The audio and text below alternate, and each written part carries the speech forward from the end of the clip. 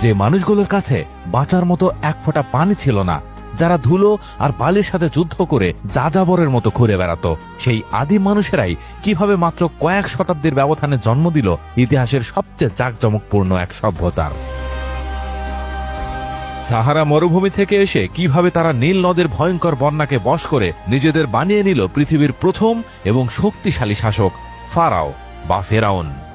কিন্তু এত ক্ষমতা আর অঢেল সম্পদের পরও একটি ভয় তাদের তাড়া করে বেড়াতো, আর তা হলো মৃত্যু। আর এই মৃত্যুকে ধোঁকা দেওয়ার জন্যই তারা আবিষ্কার করেছিল মমিফিকেশনের এক ভয়ঙ্কর বিজ্ঞান। অনেকেই মনে করেন সেই মমিকে লুকিয়ে রাখার জন্যই তারা গড়ে তুলেছিল গিজার পিরামিড। কিন্তু প্রশ্ন হলো, সেখানে কেন কোনো মমি পাওয়া যায়নি?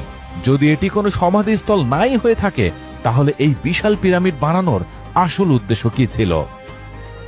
লক্ষ লক্ষ পাথর দিয়ে তৈরি এই পিরামিডগুলো আজও বিজ্ঞানীদের অবাক করে দেয়, কারণ লোহা ছাড়া, চাকা ছাড়া এবং মেশিন ছাড়াই শেষমেশ এই লোকেরা এত ভারী পাথরগুলোকে কিভাবে দাঁড় করালো। আর সবচেয়ে বড় রহস্য, সম্প্রতি যখন বিজ্ঞানীরা পিরামিডের সেই অন্ধকার গুপ্ত সুড়ঙ্গে আধুনিক রোবট পাঠালেন, তখন বন্ধ দরজার ওপাশে এমন কি দেখা গেল যা পুরো বিজ্ঞান জগৎকে চমকে দিয়েছিল।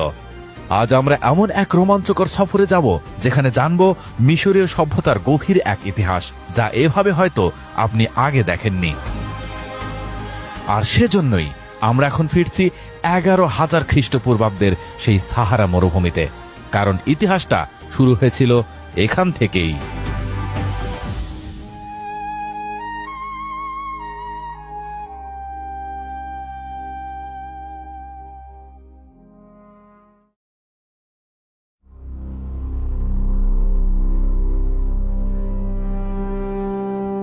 আজ থেকে প্রায় 8,000 বছর আগে মানুষ বীজ বোনা শিখে গিয়েছিল। বিশ্বের কিছু অংশে মানুষ ছোট ছোট বসতি গড়ে থাকতে শুরু করেছিল। কিন্তু আমাদের পৃথিবীর খুব বড় একটা অংশে প্রকৃতি এক ভয়ঙ্কর খেলা খেলছিল।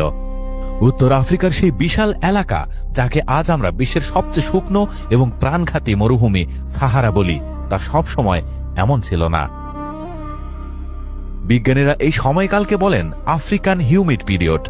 প্রায় 11,000 খ্রিস্টপূর্বাব্দ থেকে 5,000 খ্রিস্টপূর্বাব্দ পর্যন্ত, অর্থাৎ পুরো 6,000 বছর ধরে সাহারা একদম ভিন্ন এক পৃথিবী ছিল। সেখানে মাইলের পর মাইল জুড়ে সবুজ সাভানার জঙ্গল ছিল, বড় বড় হ্রদ ছিল।